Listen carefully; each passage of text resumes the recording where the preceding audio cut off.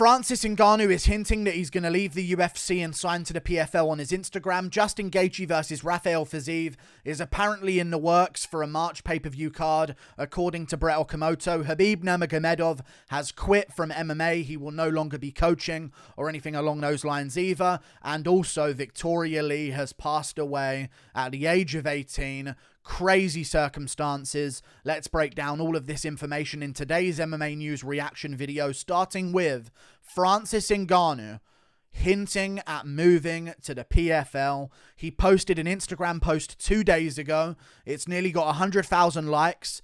And in that Instagram post, one of his aunties, or maybe his mum, or just maybe someone that was in a picture with him that was very strategically placed in the background of the picture, has a PFL t-shirt on for the Professional Fighters League. And this being posted around the same time that Jake Paul did his whole PFL thing as well, is very, very obvious that Francis Ngannou was using this post to send a message, maybe hinting that he's not going to be back in the UFC and he is going to sign to the PFL, but maybe he's playing a game. And that's another thing that this could be. Maybe he's going to play a game and he's just letting the UFC know that, listen, I've been to the PFL. I've got a t-shirt and now one of my family members is wearing that t-shirt. So if you don't give me the right kind of contract and the right kind of deal, this is evidence on my Instagram page, a little hint that I have other options and that PFL are willing to pay me a large amount of money to go and fight over there instead. And I'll tell you this much. Good move, in all honesty, if this is a little bit of a negotiation play and he's not actually planning on going to the PFL. Very good move because, you know, it's good to show the UFC that you have other options and hints that there is another organization that's willing to pay you a lot of money before you go into negotiating your new contract with the UFC. He obviously wants to be paid a whole bunch of money, but I'm telling you this right now. Francis Ngannou goes to the PFL. This is all I'm going to say. And MMA fans will disagree with this and they'll say, no, we're going to stick with him all the way and we're going to follow his career to the PFL. I bet you anything, Francis Ngannou goes to the PFL. People find out on Twitter and Instagram what happened in his fight. The majority of casual fans, at least, are going to find out what happened in his fight at the PFL the day afterwards. A lot of people are actually going to go over and watch the PFL just for an Ngannou fight. But I'm telling you this. The UFC couldn't care less about losing Francis Ngannou. That's all I'm going to say. They could not care less about losing Francis Ngannou. They would rather keep him. Don't get me wrong, they'd like to have Francis Ngannou. But at the end of the day, the Cyril Gane decision was very controversial. And they will play the narrative that Gane should have won that fight. And Gane's the rightful champion. And Gane's massively improved since that first Ngannou fight. And now he's even better. So if anyone beats Gane now, they're better than Ngannou. All it takes is for someone to finish Cyril Gane to be seen as better than Ngannou by casual fans. And that's all the UFC cares about. They will move on so quickly. Ngannou is not this dominant heavyweight champion who's considered the unanimous heavyweight GOAT of the sport. If he was, he could play this game and get a whole bunch of money from the UFC. This is like when GSP was considered the best welterweight in the world by far and his contract ran out. And then all of a sudden the UFC was like, right, we'll give you a whole bunch of money to stay in our promotion because if you leave, we don't have the best welterweight in the world anymore. I'm telling you, they have Jones to use in the heavyweight division. All they got to do is get who's going to KO Stipe in one round. Can Pavlovich finish Stipe Miocic in one round? Because if he can, all of a sudden Ngannou doing it in 2 rounds isn't that impressive anymore. And that's what the UFC will do. They don't care if Ngannou leaves. They will let him leave and they'll continue with their heavyweight division because I'll be honest with you guys, they would rather a champion that fights more than once a year. Okay? So it's not like Ngannou's like showing up for the company and he's taking, you know, he's saving cards by stepping in and helping out the company. He's been problematic for the past few years in the organization, there's always been a clashing of heads between him and the UFC. They would much rather have Ciryl Gane, new and improved since the Ngannou fight, way younger than Ngannou. You know what I mean? He arguably should have won that Ngannou fight as the guy in the main events of these big pay-per-views as the heavyweight champion, selling out arenas in France a couple of times a year, at least. So I'm telling you, Ngannou should kind of... And he could go to PFL, and arguably he should. He should go to PFL, and he should get more money for himself. That's what Ngannou should do.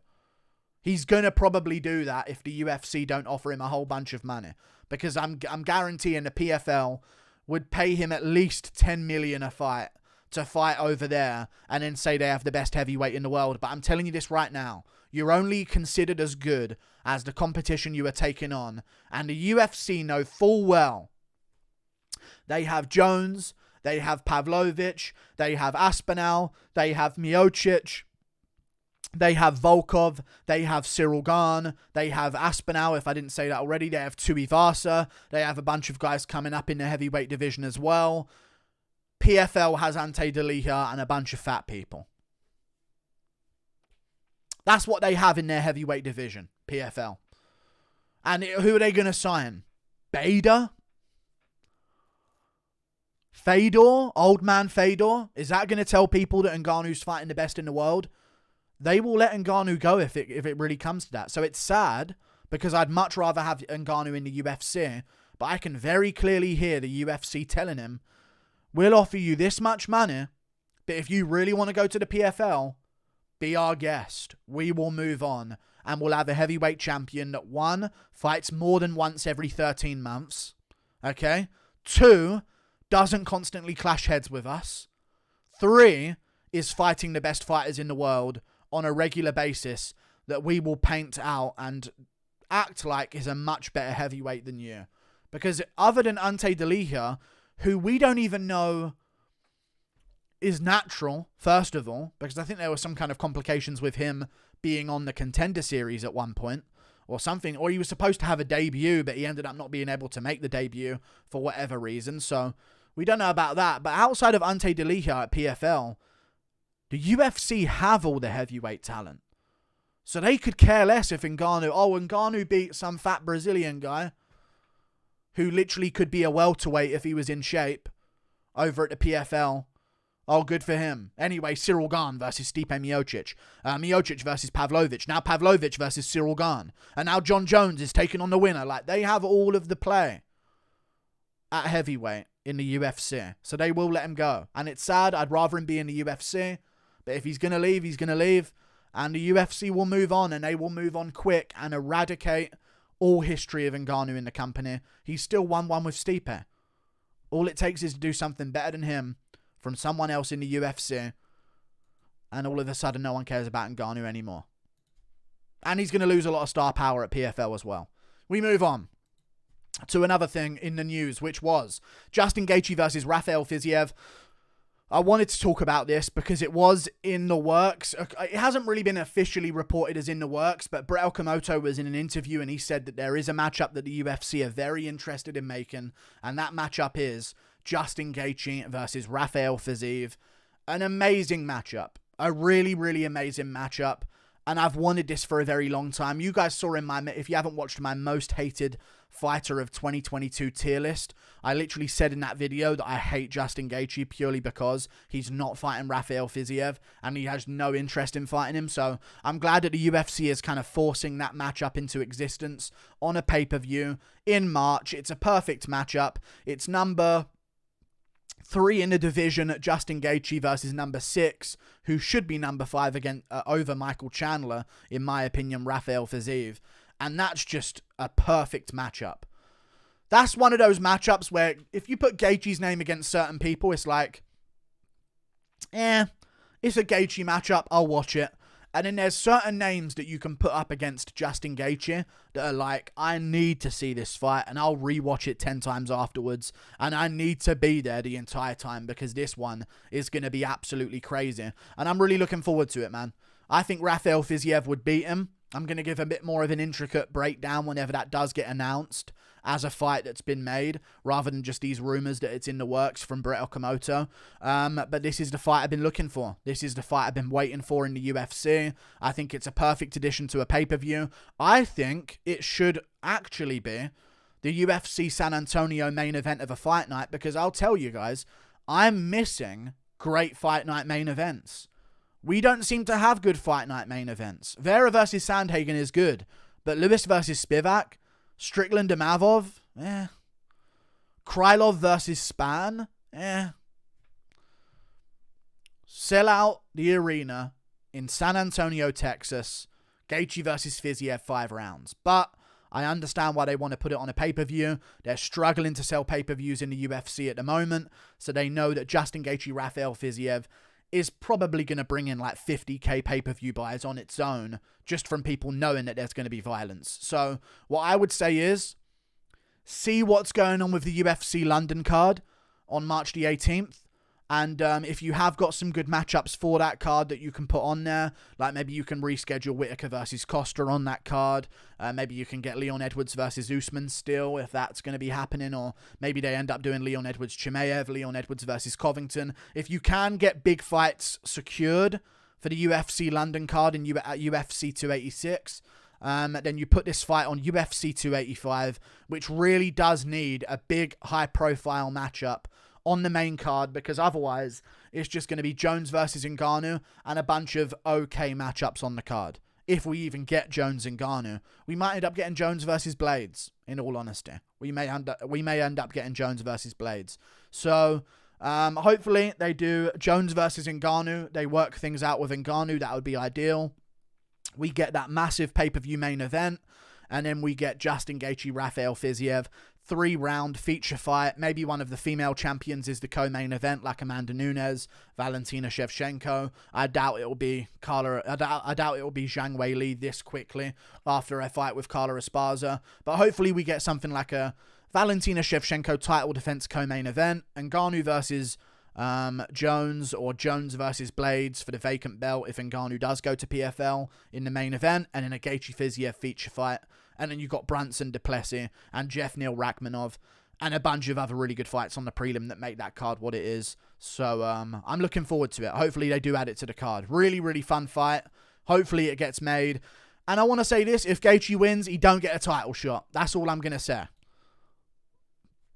I'm sick of it. If Poirier and Gaethje win one more each, if Poirier wins against like Beneil Dariush, fair play. He can get a title shot against the winner of Makhachev versus Volkanovski, which will likely be Islam Makhachev. But if Gaethje wins against Rafael Fiziev, I ain't trying to see Gaethje get a title shot on a one-fight win streak, so he can look to take on if Gamrot wins a fight in the meantime. You know what I mean? If Armand Sarukian wins another fight in the meantime against one of these guys, maybe he can take on Oliveira in a rematch for a title shot. I ain't trying to see Justin Gaethje get a title shot on a one-fight win streak. Plus, I think Fiziev beats him by TKO in that matchup. I think he's a different level of striker technically, and I reckon he gets it done, especially in a 3-rounder. We move on. Khabib Nurmagomedov quits from MMA in general, and I don't think this is about his career. Everyone knows that he's quit his career a very long time ago. But I don't think it's... He says fighting, coaching, and everything related to it. I think he'll be showing up at the gym to help some people out. I really do. You know what I think this is? He ain't travelling around the world, being in people's corners for tuppence, not a lot of money, and being away from his family, abroad, in another country. He ain't trying to deal with that. I think that's mainly what it is. So I don't think he's going to be going to AKA too much to help out over there. I don't think he's going to be flying across the world to Australia, especially for Islam Makhachev's bout. I don't think he's going to be constantly flying to America for Umar Nurmagomedov's fights and stuff like that. But do I think that Khabib Nurmagomedov is going to help out some training camps whenever people are back in Dagestan and show up and see everyone and organize a couple training things? Yes, I do. It's just, if you're going to be a coach, you got to be all in for these fighters because they rely on you as like a signed up, verified cornerman of theirs, and he ain't trying to fly around the world all the time. There's so many Dagestanis on Team Khabib, and they're all fighting on different events all over the world, and he's flying out once a month to America. He's in AKA for a couple of months at a time away from his family, and he wants to spend time with his family. I don't know if there's something going on with his family. Who knows? But I completely respect Khabib's decision. I see a lot of people saying, God, wow, pathetic, and this, why would he do that? Shake my head at this guy, someone said on Full Violence, and everyone's confused. But why would you be doing that? He's made enough money to retire. He's coached these guys for a little bit. He don't need to continue. What else is he going to teach Makhachev at this point? He's already the world champion, best lightweight in the world. What's he got to teach Makhachev, really? You know what I mean? He's sort of instructed a little bit over the past few years as a coach. He's drilled a discipline into these guys. It's up to them to maintain it and another coach to be there instead to try and help out. I'm sure they're not going to miss Khabib too much. I'm sure it does bring them a little bit more attention and spotlight and make them into bigger stars when Khabib is included in their career and doing interviews about them and stuff like that. But Khabib wants to spend time with his family.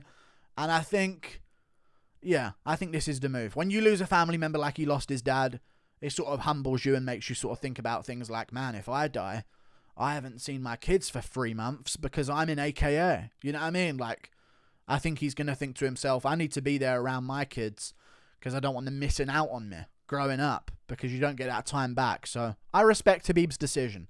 Completely respect it, and I think there's nothing wrong with him making that choice. We move on to something else, which is Victoria Lee passes away at 18. Terrible news. Very, very sad. She had a very bright future, and she's, of course, the sibling of the other Lee family members that are over at ONE FC, Angela Lee and Christian Lee. And Christian Lee is very, very successful, and Angela Lee is very successful as well. And very, very sad. She had a bright future in the sport at 18 years of age. Is terrible. And we haven't heard about what it is. And one thing that I do want to mention here, she was young.